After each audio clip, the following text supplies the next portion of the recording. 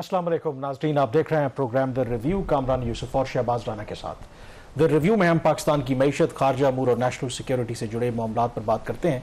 इस हफ्ते पाकिस्तान के वज़ीर ख़ज़ाना ने चीन का दौरा किया। इस दौरे का मकसद क्या है? सबसे पहले तो आपको पता है कि चीन पाकिस्तान का स्ट्रेटिजिक पार्टनर है और पाकिस्तान का जो भी प्लान है कि पाकिस्तान की मईशत को रिवाइव करना है तो उसमें चीन का एक बड़ा अहम किरदार है। तो बात करेंगे कि चीन के इस दौरे के दौरान क्या डिस्कशन हुई, एजेंडे पर क्या था और किस हद तक उसमें कामयाबी मिली। तो शहबाज, इसमें जो सबसे important I think it is an open secret कि चाइना जो है हमारा, अगर आप पाकिस्तान की मईशत की बात करें, ओवरऑल जो स्ट्रेटिजिक इंटरेस्ट है उसकी बात करें तो बहुत ज़्यादा हमारी उन पर रिलायंस है। ये जो विज़िट हुआ है पाकिस्तान के वज़ीर ख़ज़ाना का चीन का, क्या एजेंडा था इसका? कामरान, ये पहली दफ़ा नहीं है जिस चीज़ के लिए पाकिस्तान के वज़ीर ख़ज़ाना चीन गए थे। इशू है जो इन हैंड आजकल जो सबसे एक हॉट टॉपिक भी है कि पाकिस्तान में जो बिजली की बढ़ती हुई कीमतें हैं उनको कैसे कम किया जाए। और हुकूमत जो फार्मूला इस वक्त पिच कर रही है, जो उन्होंने चीन के साथ भी डिस्कस किया इस हफ्ते, वो ये है कि चीन से चीनी कंपनियों ने जो कर्ज लेकर पाकिस्तान में बिजली बनाने के कारखाने लगाए थे, वो कर्ज वापस करने की जो मुद्दत है उसमें इजाफा किया जाए। उस कर्ज के ऊपर जो सूद है जो कि बिजली कीमत से रिकवर होता है उसमें कमी की जाए और उसके नतीजे में जो ओवरऑल जो कमी होगी उससे टैरिफ रिड्यूस किया जाए। तो ये एक बुनियादी एजेंडा था वज़ीर ख़ज़ाना के दौरे का। और एक और चीज़ जिसका ताल्लुक IMF के प्रोग्राम से है कि IMF ने जो उसके जो बोर्ड का इजलास होना है पाकिस्तान के नए प्रोग्राम की मंजूरी के लिए, उसके लिए अभी भी एक जो प्रायर एक्शन है वो मुकम्मल नहीं हुआ। वो प्रायर एक्शन ये है कि जो कर्जे पाकिस्तान ने चीन से, सऊदी अरेबिया से, मुत्तहिदा अरब अमारात से लिए हुए हैं और उसकी मैच्योरिटी आ रही है इस साल में, तकरीबन $12 अरब तो सीधा वो डिपॉजिट्स हैं। इसके अलावा कोई $4 अरब के कमर्शियल लोन्स चाइना के हैं, कुछ और जो है इससे रिलेटेड जो चीज़ें हैं। तो उसके कर्ज़ों की रीशेड्यूलिंग के लिए, रोल ओवर के लिए ख़ास तौर पर, बुनियादी तौर पर उसके हवाले से जो ये था एजेंडे के ऊपर था।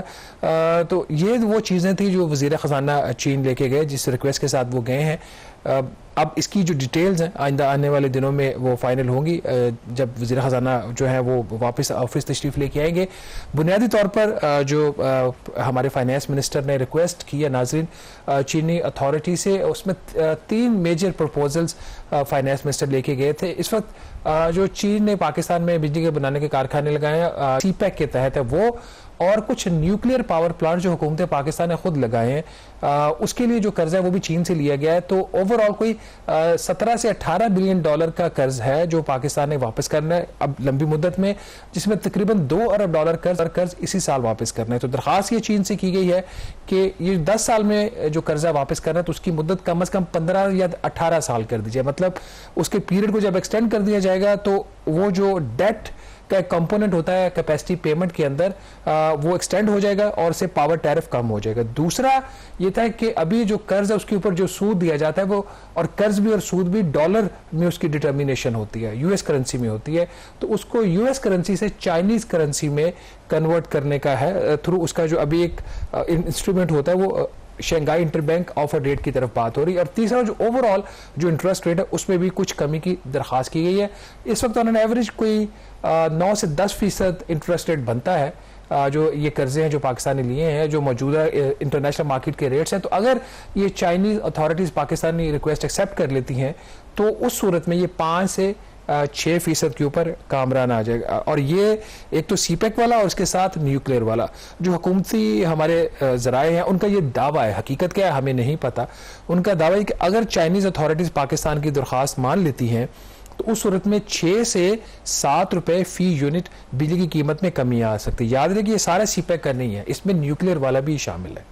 तो ये इसके अंदर एक बुनियादी लेकिन इसमें अब जो इम्पोर्टेंट चीज़ है कि ये तो अभी हमें नहीं पता कि क्या ये तो जो रिक्वेस्ट है पाकिस्तान की वो चीन एक्सेप्ट करता है या नहीं करता।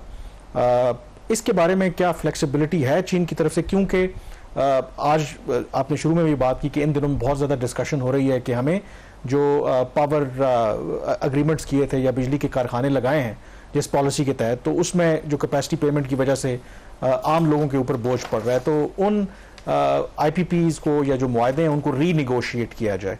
उस सिलसिले में भी आपकी कुछ जो चाइनीज़ एग्जेक्टिव जो हैं और कंपनीज़ के पाकिस्तान में ऑपरेट कर रहे हैं बैकग्राउंड में डिस्कशन हुई है। तो अगेन आई थिंक उनकी position that remains the same कि बिल्कुल एक रेड लाइन है कि वो उस पर कोई निगोशिएशन नहीं होगी। देखिए, ये जो इस वक्त बिजली की बुनियादी कीमत है वो 33 रुपये फी यूनिट है। वैसे तो ऑन एन एवरेज हमें इस इंक्रीज के बाद कुछ 70 रुपये फी यूनिट में पड़ेगी बिजली, लेकिन जो बुनियादी कीमत है बगैर किसी टैक्स के, बगैर फ्यूल प्राइस एडजस्टमेंट के, quarterly tariff adjustment, debt servicing surcharge, PTV fee, non filer tax, ये सारी चीज़ें, फर्दर टैक्स, एक्स्ट्रा टैक्स वो निकाल भी दे तो 33 रुपये फी यूनिट है। तो 33 रुपये का ब्रेकअप ये है कि तकरीबन 18.5 रुपये फी यूनिट उसमें कैपेसिटी पेमेंट्स हैं, और जो एनर्जी की कॉस्ट है, बिजली पैदा करने की एवरेज कॉस्ट है, वो 11 रुपये फी यूनिट है रफली, और बाकी को 3 रुपये रफली होता है उसका जो पावर डिस्ट्रीब्यूशन कंपनी अपने घर तक बिजली पहुंचाती है, वो अपना उसमें मार्जिन लेती है, सर्विस चार्जेस लेती है। जो कैपेसिटी पेमेंट होती है उसके अगेन 2 से 3 कंपोनेंट्स होते हैं। जो मेजर 2 कंपोनेंट्स होते हैं उसके, एक तो डेट जो आपने लिया हुआ वो उसके अंदर शामिल होता है, और दूसरा उसके अंदर होता है कि जो उसने कारखाना लगाया है उसकी जो बिजली पैदावार करने की सलाहियत है, और उसमें वो एक आपको बताया था कि ये मैं इतनी कैपेसिटी आपको प्रोवाइड कर सकता हूँ, वो जो कारखानादार है या चाइनीज इन्वेस्टर है, तो उसके अगेंस्ट या तो बिजली ले ले या उसको पेमेंट कर दें, जिसको बोलते हैं टेक और पे टॉप। ठीक है, टेक और पे टॉप। तो ये इसकी 18 रुपए की डिस्ट्रीब्यूशन। अब जो इसमें जो आपका सवाल है, इसमें जो तो कर्जे वाली चीज़ है वो चाइनीज़ कंपनीज, मेरी उनसे जब इस हफ्ते मुलाकात हुई, जो बड़ी चाइनीज़ कंपनीज पाकिस्तान में काम करें उनके एग्जीक्यूटिव से, उन्होंने कहा जी कि ये जो कर्जे वाला कंपोनेंट है ये तो हमने चाइनीज़ बैंक से लिया, लेके हमने पावर प्लांट लगा लिया। अब अगर वो हुकूमत पाकिस्तान चाइनीज बैंक के साथ बात कर ले, हमें इस पर एतराज नहीं। अगर वो करते हैं उनका जी हम उस पर ऑब्जेक्शन करें भी तो मैटर इसलिए नहीं करता कि कर्जा तो उन्होंने उनसे हमने लिया, अगर वो एग्री हो जाते हैं तो फिर हम एग्री होंगे, तो वो अगर एग्री नहीं होते तो हम एग्री नहीं होंगे। सो इसलिए वज़ीर ख़ज़ाना अपने उसके अंदर एक विंडो है, मतलब विंडो इस हद तक है कि वो बात करने को तैयार है। ठीक, अब वज़ीर ख़ज़ाना की वहां पे जो मुलाकातें थी चाइनीज डेवलपमेंट बैंक से, बैंक ऑफ चाइना से, industrial and commercial bank of China, फिर एक्सिम बैंक के कर्जे तो पिछले साल रोल ओवर कुछ हो गए थे सारे, तो इनके एग्जेक्टिव से वहां पे मुलाकातें होनी थी और इन्होंने उसमें ये रिक्वेस्ट करनी थी, और इस पर प्रोग्रेस जो भी होती है वो फिर इसका एक पूरा एक प्रोसेस बनता है अगर वो तैयार भी हो जाए। दूसरी जो चीज़ है, जो आइडल कैपेसिटी पेमेंट के अंदर जो होता है उसका रिटर्न इक्विटी, उसका जो मुनाफा है और उसको जो आपने पेमेंट्स करनी है, जो टेक और पे की बात हो रही है, इसके ऊपर चाइनीज बात करने को तैयार नहीं है। उन्होंने कहा जी कि हमने 2015 की पॉलिसी के तहत ये कारखाने लगाए थे पाकिस्तान में, हुकूमत पाकिस्तान ने इश्तिहार दे के हमें बुलाया, टेंडर दिया, पॉलिसी दी, उसके जवाब में हमने यहाँ पे आके कारखाने लगाए, तो अब आप कैसे कह सकते हैं कि हम उनको रीओपन करें? अब रीओपन करने की जो बात है उसमें 2 बुनियादी बातें हो रही है ना। एक तो ये कि डॉलर बेस्ड जो आप उनको मुनाफा देते हैं वो ना करें, उसको आप करेंसी चेंज करें या उसको पैक कर दें किसी चीज के साथ। दूसरा जो बुनियादी बात हो रही है कि टेक और पे, कि बिजली ले या ना ले पैसे दें, इसको तब्दील करके बिजली ले और पैसे दें, टेक एंड पे, तो ये करेंगे, तो ये हम करने को तैयार नहीं। और उन्होंने दूसरों का इसमें मौकिफ यह था कि ये तो दुनिया भर में यही है, तमाम कंट्रीज में तो नहीं, कहते उनका ये दावा है कि मेजॉरिटी ऑफ द कंट्रीज में ये यही चीज है, टेक और पे है, टेक एंड पे नहीं। उनका जी हाँ, अगर हुकूमत को शौक है टेक एंड पे के ऊपर जाने का तो नई पॉलिसी ले आए, नया इश्तिहार देके देख ले मार्केट में, इसको पता चल जाएगा कोई इन्वेस्टर आना चाहता है। और इसमें आई थिंक एक चीज यहाँ पर, क्योंकि इन दिनों में बहुत ज्यादा डिबेट हो रही है, आई थिंक ये चीज बताना भी जरूरी है, और आई थिंक जो चाइनीज कंपनीज के एग्जीक्यूटिव से उन्होंने जिक्र भी किया कि शायद आप लोग भूल गए हैं कि जब हम चाइना ने आके इन्वेस्ट किया तो पाकिस्तान में 12-12, 16-16 घंटे की लोड शेडिंग होती थी। और मुझे बिल्कुल याद है कि उस वक्त लोगों का ये हाल था कि लोग कहते थे कि आप बिजली दे दें भले जितनी महंगी दे दें, और उस वक्त सिक्योरिटी के भी हालात ख़राब थे। और जाहिर है कि जब गवर्नमेंट आपको सरमायाकारी चाहिए, और ये बात भी याद रखनी चाहिए कि जब बिजली का कारखाना लगता है कि ये कोई आम सी इन्वेस्टमेंट नहीं होती, मतलब बिलियंस ऑफ डॉलर्स की बड़ी गेम है ना, उसमें काफ़ी पैसा लगता है। तो जाहिर है कि कोई भी जो इन्वेस्टर है वो उसी सूरत में आएगा जब आप उसको इंसेंटिव देंगे, जब आप उसको कहेंगे कि जी आपको इसमें रिटर्न मिलेगा, आए आके हम इन्वेस्ट करें। और उस वक्त पाकिस्तान क्योंकि बड़ा डेस्परेशन में थी, गवर्नमेंट के ऊपर भी दबाव था, तो उन्होंने ऑफर किया चाइनीज़ को कि ठीक है आप कारखाना लगाएं, हम आपको गारंटीड आपको मुनाफा देंगे। तो इस हद तक तो आई थिंक इन प्रिंसिपल वो चाइना हो या कोई भी और मुल्क हो या बेशक अमेरिका ही हो, आपने एक एग्री किया उनके साथ, मुआहदा किया, और अब आप मुआहदे से पीछे हट रहे हैं। तो आई थिंक वो वैसे अगर तैयार हो जाए रीनिगोशिएट करने के लिए अलग बात है, लेकिन आई थिंक इस हवाले से तो उनका जो प्रिंसिपल असूली तौर पर ठीक है जी। 2013 के जो आपने हालात का जिक्र किया, मुझे याद पड़ता है एक दफ़ा फवाद हसन फवाद ने ये बात कही थी कि उस वक्त के जो वज़ीर-ए-आज़म नवाज शरीफ साहब थे, उन्होंने पाकिस्तानी इन्वेस्टर्स को बुलाया और उनको ऑफर किया कि आप आए और कारखाने लगे, बट पाकिस्तानी इन्वेस्टर जो थे वो एग्रीड नहीं हुए। उसके बाद फिर जब चाइनीज से बात हुई, चाइनीज इन्वेस्टर आए और उन्होंने जो है यहाँ पे इन्वेस्टमेंट की या कर्जे लेके किए जो भी, लेकिन कामरान एक चीज़ आज क्लियर हो गई है, आज हुकूमत पाकिस्तान का चीन से चीज़ की दरख्वास्त करना कि आप हमारा ये जो डेट है एनर्जी का, जिसको गवर्नमेंट ऑफ पाकिस्तान ने गारंटी किया हुआ है उसकी पेमेंट को, उसको एक्सटेंड कर दें। उससे एक बात साबित हो गई कि 2015-16 में जब ये कहा जा रहा था ये भी कर्जे है, इन वे आपके ऊपर एक बोझ है, तो हुकूमत ये कह रही थी ये सरमायाकारी है, ठीक है। तो वो ये बात साबित होगी ये सरमायाकारी नहीं थी। अगर ये सरमायाकारी होती तो वो तो इन्वेस्टर का रिस्क होता है ना, यहाँ पे तो गारंटेड रिटर्न है। ये जो पॉलिसी है बेसिकली 2015 की पावर पॉलिसी के तहत ये प्लांट लगे, जिसमें डॉलर इंडेक्स्ड उनको रिटर्न मिलेगा और उनको टेक और पे होगा। और मैं आपकी बात काट रहा हूँ, गवर्नमेंट हम जो फॉरेन कंपनीज है, चाइनीज कंपनीज के ऊपर तो लोग क्रिटिक्स बात करते हैं, सबसे ज्यादा बेनिफिशियरी तो खुद जो गवर्नमेंट पाकिस्तान के प्लांट्स हैं कैपेसिटी पे उसको भी जा रही है ना। आप मिसाल सेट करें, पहले चले चाइनीज के साथ न्यूक्लियर वाला है ना, जो अभी फाइनेंस मिनिस्टर ने चाइना में बात की, उसमें न्यूक्लियर भी है ना। न्यूक्लियर की अब न्यूक्लियर जो होता है ये 100% रन होता है, न्यूक्लियर को बंद नहीं कर सकते, उसकी जो उसको आइडल कैपेसिटी पेमेंट नहीं जाती न्यूक्लियर को कैपेसिटी पेमेंट जाती है। और कैपेसिटी पेमेंट में वो जो कर्ज का पोर्शन होता है ना वो उसका होता है, उसमें कर्जा वापस करना होता है। अब 2-3 और जो बड़ी बुनियादी बातें कही चाइनीज ने अपनी इस मीटिंग में, जो बैकग्राउंड थी मेरे साथ, उन्होंने कहा जी कि पाकिस्तान का मसला महंगी चाइनीज बिजली नहीं है, आप लोग हमें बहुत गलत ब्लेम कर रहे हैं। आपका मसला बिजली की चोरी, आपका मसला है बिलों की जो रिकवरी पूरी नहीं आप करते, आपका मसला है हाई लाइन लॉसेस। जो उन्होंने एक दावा किया जो मेरे लिए बड़ा इंकिशाफ था, उन्होंने कहा जी कि इन तमाम मसाइल के हल के और कैसे बिजली की कीमत कम हो सकती है, हमने नेपरा को, जो national electric power regulatory authority है, उनको हमने एक रिपोर्ट तैयार करके दी है कि ये आपके मसाइल का हल है, पर हमारी तरफ ना आए, यहां से आपको सोल्यूशन मिलेगा। कहता जी हमें आज तक उसके हवाले से उन्होंने कोई राब्ता नहीं किया। फिर एक और जो चीज नाज़रीन, चाइनीज का दावा कि हम जितना भी हमें क्रिटिसाइज किया जा रहा है, हमारी बिजली, चाइनीज जो कारखाने बिजली बना रहे हैं वो कह रहे हैं कि ये बिजली आज भी उस बिजली से सस्ती है जो हुकूमत पाकिस्तान खुद बना रही है LNG को इंपोर्ट करके। न्यूक्लियर तो वैसे ही सस्ती होती है। जिसके एग्जांपल उन्होंने कोट ये की कि जो एक मेरिट ऑर्डर होता है कि कौन सा प्लांट कितना एफिशिएंट है, वो टॉप पे होता है। उस मेरिट ऑर्डर के तहत जो चाइनीज कारखाने 3 बड़े हैं जो 1320 मेगावाट के और कोयले की बेस के ऊपर हैं, उसमें इनका जो पोर्ट कासम का प्लांट है उसकी जो बिजली पैदा करने की कॉस्ट है 13 रुपए, इसके अंदर 50 पैसे है और ये मेरिट ऑर्डर पे 15वें नंबर पे है। फिर जो चाइना पावर हब वाला प्लांट है उसकी भी एक लागत तकरीबन इतनी ही है, 13 रुपए 50 पैसे के करीब। और इसके अलावा और ये मेरिट ऑर्डर पे 16वें नंबर पे है। और साहिवाल वाला जो कोर पावर प्लांट है इसके मेरिट ऑर्डर के ऊपर 20 है और इसकी जो लागत है फी यूनिट बिजली पैदा करने की वो कोई 17 रुपए 92 पैसे फी यूनिट। कंपेयर टू दिस जो LNG के पावर प्लांट हुकूमत पाकिस्तान ने लगाए हुए हैं वो तकरीबन 24 रुपए फी यूनिट बिजली पैदा कर रहे हैं। तो अब मसला कामरान कोई भी हो, चाहे आपके जो ओल्ड एग्रीमेंट्स हैं, चाहे आपके न्यू एग्रीमेंट्स हैं, आप पॉलिसी चेंज करते हैं या नहीं करते, असल इशू ये है कि क्या हमने वो इशू आइडेंटिफाई किया है जिसकी वजह से ये प्रॉब्लम्स आ रहे हैं। मेरा ख्याल है कि अभी भी नाज़रीन हम पूरी जो पिक्चर है उसको सामने रखकर बात नहीं कर रहे। बिजली महंगी जो पाकिस्तान में हो रही है वो सिर्फ चाइनीज की वजह से नहीं, चाइनीज उसमें एक मेजर कंपोनेंट है। आइडल कैपेसिटी पेमेंट या ओवरऑल कैपेसिटी पेमेंट्स वो भी उसके अंदर अहम है, लेकिन और भी बहुत सारे फैक्टर्स हैं जिसपे ना हुकूमत पाकिस्तान बात करने को तैयार है ना स्टेक होल्डर्स तैयार हैं। लेकिन एक जो मैसेज बॉटम लाइन थी मेरी जो चाइनीज के साथ मीटिंग, उन्होंने कहा कि आपके वजीर आजम कहते हैं आओ पाकिस्तान में सरमायाकारी करो, तो यहाँ पे जो आप सरमायाकारी करके हमारे साथ पावर परचेज एग्रीमेंट कर चुके हैं उसको आप रीओपन करने की बात कर रहे हैं, तो फिर कौन आएगा इस मुल्क में इन्वेस्टमेंट करने के। बहरहाल ये एक ऑनगोइंग इशू है, इसके ऊपर हम बातचीत करते रहेंगे, आगे भी अंदर भी इसको डिस्कस करते रहेंगे। यहाँ पे छोटी सी ब्रेक लेंगे और ब्रेक के बाद जब वापस आएंगे तो डिस्कस करेंगे एक नई जो स्कीम जो हुकूमत ने अभी अप्रूव किया और लॉन्च किया ताजरों को टैक्स नेट में लाने की, किस हद तक इफेक्टिव है या नहीं, इस पर डिस्कस करेंगे ब्रेक के बाद।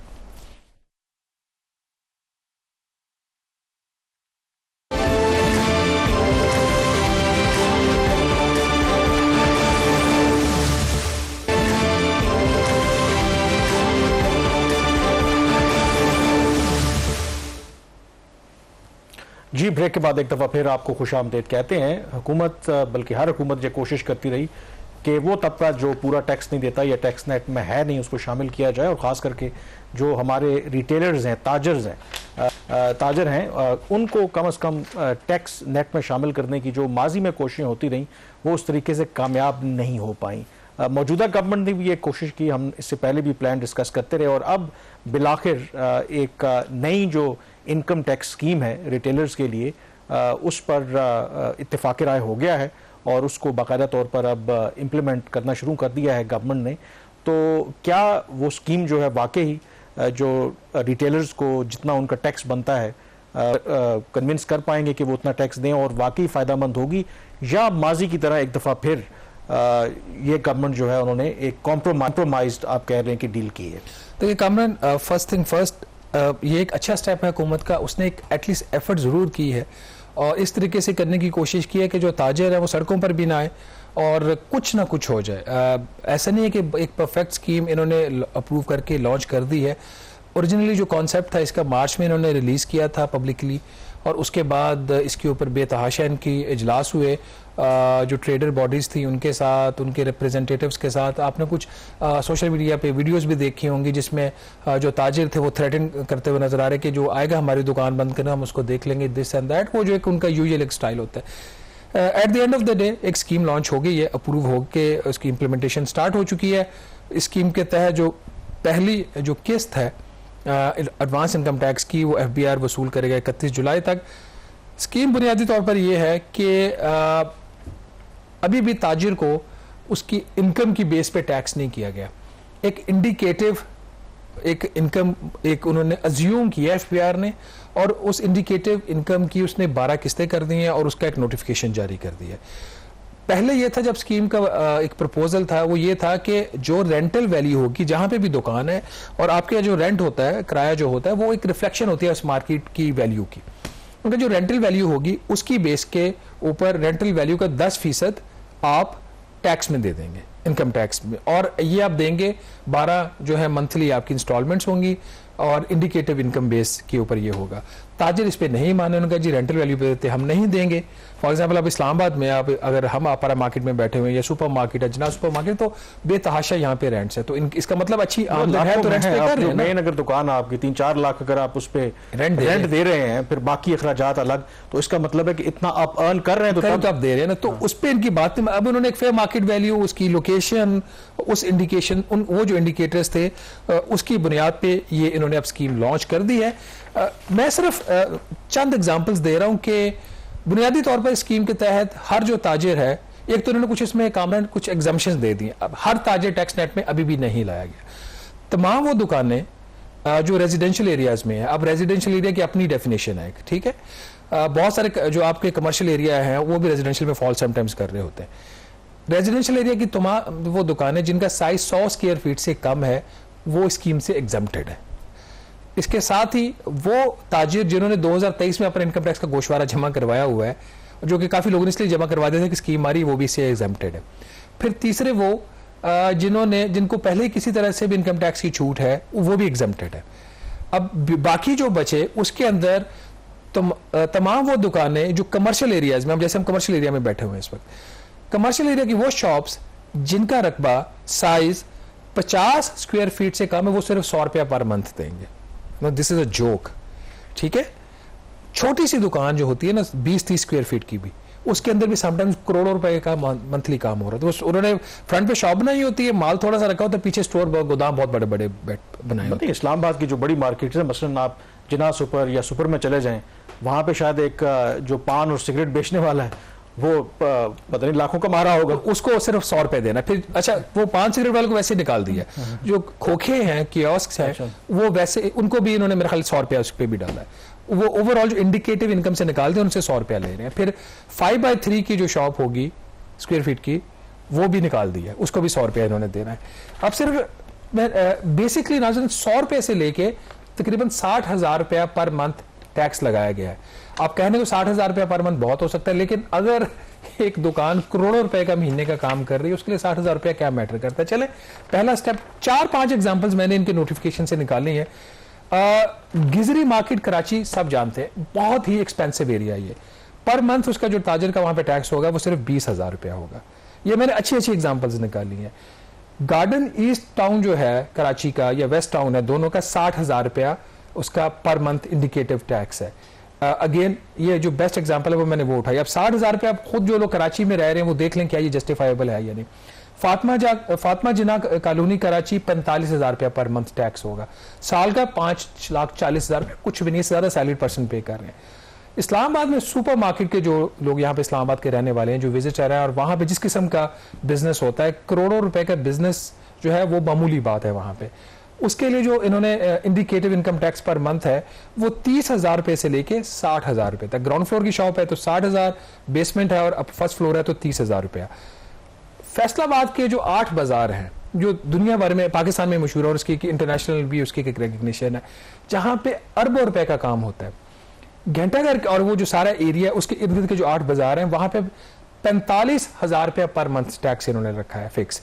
और इसी तरीके से अगर आप हासिलपुर में चले जाएं वहां पे कोई 20,000 रुपया जो बहावलपुर के, और 80% ऑलमोस्ट है वो 100 रुपए से 1,000 रुपए में इन्होंने पर मंथ के ऊपर कामरान इन्होंने सेटलमेंट्स की हुई है। तो ये और इसके अंदर से एक्सक्लूजन्स भी हैं। और कितना पैसा फिर इकट्ठा कर लेंगे? चलें, जिस तरह आपने कहा कि एक कोशिश इन्होंने की है कि गवर्नमेंट ने एक दरमियानी रास्ता कि किसी तरीके से आहिस्ता आहिस्ता इनको टैक्स नेट में भी लाएं, इनसे टैक्स भी लें और कुछ ऐसा काम ना करें, क्योंकि गवर्नमेंट वैसे ही बड़ी अनपॉपुलर है, बहुत ज़्यादा प्रोटेस्ट दबाव अदरवाइज हैं, तो ज़ाहिर है कि ताज़ा जब निकल आएंगे तो और प्रॉब्लम्स होंगी। तो इससे कितना एडिशनल जो FBR है वो एक्सपेक्ट कर रही है कि टैक्स इकट्ठा कर पाएगी? देखिए, जो इन्होंने ओरिजिनल स्कीम IMF के साथ शेयर की थी और जो IMF ने इनको नंबर दिया वो 50 अरब रुपए का है इस साल का। नॉट बैड स्टार्ट है, लेकिन ये जो इन्होंने एक्सक्लूजन्स डाल दी है ना, उसके बाद मुझे लगता है ये बड़ा चैलेंज। अब ये सारे जो रिटेलर्स हैं ये एग्री कर रहे हैं? जो आपने अभी तक प्रोटेस्ट नहीं आ रहा कहीं से, मतलब क्योंकि उनको आप कह रहे हैं ना कि सीरीज ऑफ मीटिंग्स हुई हैं, सीरीज ऑफ मीटिंग्स होने के बाद किया है, उनकी जो मेन लीडरशिप है वो खुद स्कीम को ओन कर रही है, अभी तक इसके खिलाफ स्टेटमेंट नहीं दी। तो इसका मतलब है कि ये एक्सेप्टेबल है, क्योंकि मेजॉरिटी ऑफ द जो ट्रेडर्स हैं वो अपने इसमें एक्सक्लूड कर दिए हैं। दूसरी बात यह कि ये अभी स्कीम आई है सिर्फ 42 शहरों में, पूरे पाकिस्तान में भी नहीं है। ठीक है। और इसमें खास जो अल्फाबेटिकली यहाँ पे लिखा हुआ है, जिसमें पंजाब के तकरीबन मेरा ख्याल है कि 25 शहर है, 7 उसके हैं, सिंध के 6, खैबर पख्तूनख्वा के हैं, बलूचिस्तान के 3 और इस्लामाबाद है। इस तरह को 42। इसमें एबटाबाद है, अटक, बहावल नगर, बहावलपुर, चकवाल आपके ऊपर भी लगा दिया है, डेरा इस्माइल खान, डेरा गाजी खान, फैसलाबाद, गोटकी, गुजरांवाला गुजरात, गवादर, हाफिजाबाद, हरीपुर, हैदराबाद, इस्लामाबाद। ये एक लंबी लिस्ट है 42 शहरों की। अब इसमें भी है कि ये जो इन्होंने इंडिकेटिव रेट्स भी लगा दिए, उसके अंदर भी एक इन्होंने ये ऑप्शन दिया कि अगर ताजरों के इसके ऊपर भी इतराज है तो वो FBR के सामने एक रिप्रेजेंटेशन कर सकते हैं और फिर FBR के पास ये इख्तियार होगा एज पर दिस स्कीम, और जो नोटिफिकेशन इशू हुआ है उसमें अमेंडमेंट भी कर सकते हैं। मतलब ओवरऑल या कोई स्पेसिफिक जो इसका किसी का कोई एतराज है, किसी एक टाउन के अंदर वो कह सकते हैं कि आपने 45,000 भी हम पे बहुत ज्यादा लगा दिया है, तो उसके फेयर इनफ इसमें फ्लेक्सिबिलिटी उन्होंने छोड़ी है। तो बट लेट्स सी कि क्या गवर्नमेंट कामयाब हो पाती है, क्योंकि अगर इस मुल्क की मईशत को चलाना है तो अपना रेवेन्यू तो हमें बढ़ाना पड़ेगा, और ख़ास करके जो रिटेल का शोबा है बहुत अरसे से ये नज़रअंदाज होता रहा है, सियासी वजूहात की वजह से भी, और जो हुकूमतें हैं वो दबाव में भी आ जाती थी। तो देखते हैं कि कितना ये जो नई स्कीम है इससे FBR को और हुकूमत को फ़ायदा होता है। यहाँ पे ब्रेक लेंगे, ब्रेक के बाद फर्दर डिस्कशन करेंगे, एक्सपर्ट व्यू भी लेंगे, और ओवरऑल कि क्या पाकिस्तान IMF के बगैर जो अपनी मईशत है उसको बचा सकता है। अशफाक तोला साहब ब्रेक के बाद हमें ज्वाइन करेंगे।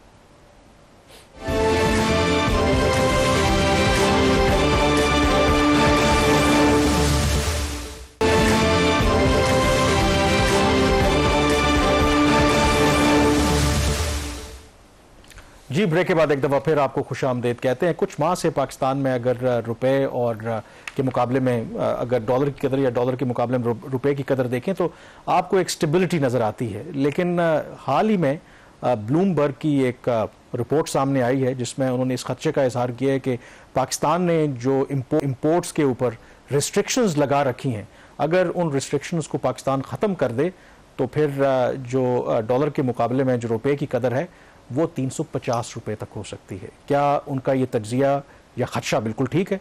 इस पर बात करने के लिए हमारे साथ मौजूद हैं अशफाक तोला साहब, किसी तारुफ के मोहताज नहीं हैं, टैक्स अमूर के माहिर हैं, तो तोला साहब स्ट्रेट अवे सबसे पहले आपका रिएक्शन जानना चाहूँगा, how do you see this Bloomberg report? Do you think कि उनका रियलिस्टिक एनालिसिस है ये? बिस्मिल्लाहिर्रहमानिर्रहीम। देखें, पहले तो मैं ये कहूँगा कि ब्लूमबर्ग ने एक अदम्पशन ली है और उन्होंने कहा इतने एवरेज के बेसिस पे अगर हुआ तो ये हो जाएगा, और उन्होंने ये कहा कि अगर 3.7% करंट अकाउंट डेफिसिट रहे तो आपका जो IMF की दी गई एक अहदाफ है $380 बिलियन की GDP, उसके हिसाब से आपका $14 अरब का आपका खसारा रहेगा, और $14 अरब का अगर खसारा रहता है तो आपकी इंपोर्ट $87 अरब की हो जाएंगी, एक्सपोर्ट $49 बिलियन की रहेंगी, और रेमिटेंस $30 बिलियन के रहेंगे।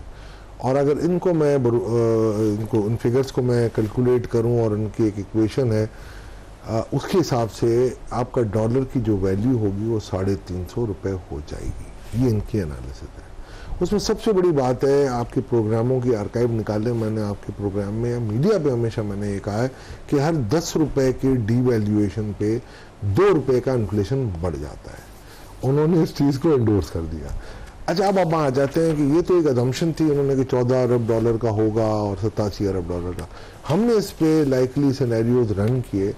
सबसे पहला सिनेरियो हमने ये किया कि आज के दिन में अगर मैं अपनी वैल्यूएशन मॉडल को निकाल भी दूं, बहुत मामूली सा फ़र्क है हमारा और उनका अब रह गया है। पहले इनका जो था वो डिफरेंट था, हमारा काफ़ी डिफरेंट था। अब उन्होंने क्योंकि रेमिटेंसेस को शामिल कर लिया तो अब हमारा इनका काफ़ी नज़दीक आ गया है। हमारे एनालिसिस के हिसाब से अगर आज के दिन में, अगर आज के फिगर्स में एक्चुअल जो हो गए हैं जून पे, अगर मैं उस पर रन करता हूँ इनके अजम्पशंस को और इनकी इक्वेशन को या जो उनका वैल्यूएशन मॉडल है उसको, तो डॉलर की आज कीमत ₹243 है। सो आप ये कह रहे हैं कि गवर्नमेंट ने या स्टेट बैंक ऑफ पाकिस्तान ने आर्टिफिशियली डॉलर को ₹278-280 पे रखा हुआ है? राणा साहब, मैं कह रहा था जब, तो शायद लोग कहते थे कि नहीं, जब गोल्डमैन सैक्स ने कहा लोग कहते थे नहीं, ऑप्टिमस कहता था तो कहते थे नहीं। अब ब्लूमबर्ग की फिगर को मैं आपको ब्लूमबर्ग की फिगर अपनी तो नहीं है ना, उसके पीछे भी कोई रिपोर्ट होगी ना? नहीं, इसकी कोई रिपोर्ट नहीं है। उन्होंने कहा कि अगर इंपोर्ट खोली जाए एक एवरेज ईयर, जो कि होगा नहीं ना, इंपोर्ट खुलेगी कंप्लीटली। अच्छा, अब करंट अकाउंट खसारा। अब मैं आपको यही बता रहा हूँ, अगर फर्ज करें यही सिनेरियो रिपीट कर दूं मैं अगले साल पे कि 0.18% ऑफ द GDP आपका कैड आता है, तो हमारे हिसाब से आपका जो डॉलर रेट मैक्सिमम जाना चाहिए, क्योंकि आपकी एक साल की एवरेज हम ले रहे हैं ना कि ₹283 की, जो ₹282 की एवरेज रेट है, तो ₹266 बनता है। अगर 1% में कहूँ GDP का अगर करंट अकाउंट डेफिसिट होगा तो 283 बनता है। अगर 2% में कहता हूँ तो 309 बनता है। अगर 3% कहता हूँ तो ₹340 बनता है, और अगर 4% में कहता हूँ तो 376। तो ये तो जितना आप GDP आप कैड बढ़ाते रहेंगे। ये तो देखिए तोला साहब, तो बड़ी सिंपल सी बात है। ये तो वो सारी चीजें हर बंदे को पता है कि करंट अकाउंट खसारा ज्यादा। इक्वेशन तो ठीक है, पर प्रैक्टिकली अगर आप देखें नई बात क्या हुई? नई बात तो नहीं है। देखिए प्रैक्टिकली यही बात है आपको कि आप इंपोर्ट खोलेंगे, करंट अकाउंट खसारा होगा, करंट अकाउंट खसारा होगा तो दबाव आएगा आपके ऊपर। आप मुझे एक बात बताएं राणा साहब, आपने पूरी इकोनॉमी की फाइन ट्यून किस पे की थी?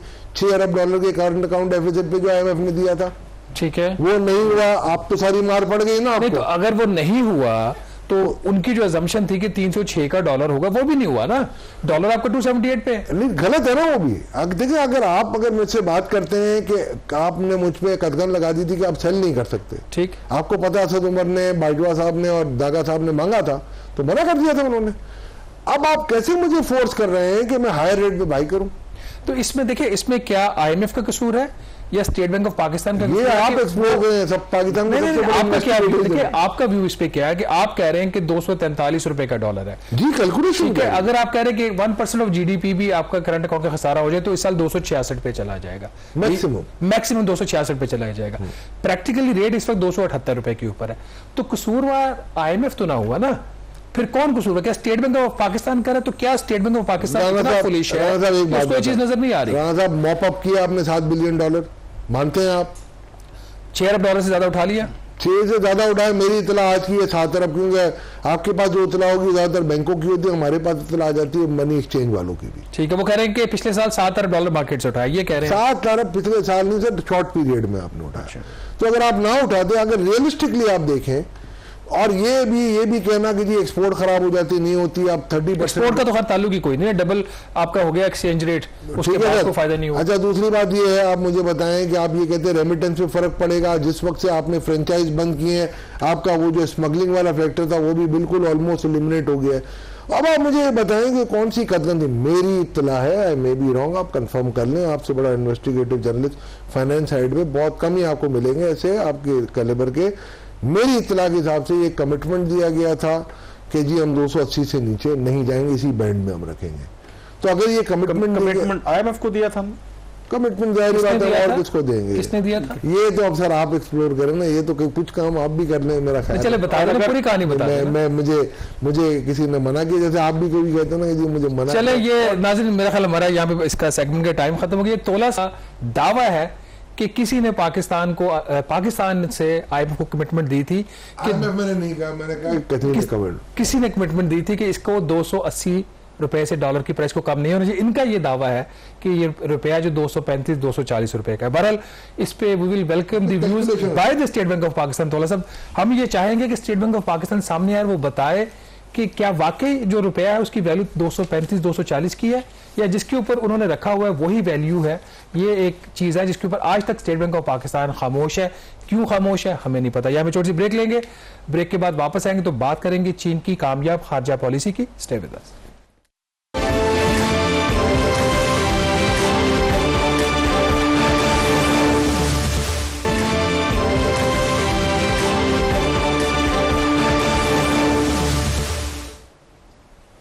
जी, ब्रेक के बाद एक दफ़ा फिर आपको खुश आमदीद कहते हैं। अमेरिका और चीन दुनिया की दो बड़ी ताकतें हैं और अगर आप इनकी तरजीहात देखें तो क्लियरली इस हफ्ते जो डेवलपमेंट्स हुई हैं उसमें वाज़े तौर पर नज़र आ रही हैं।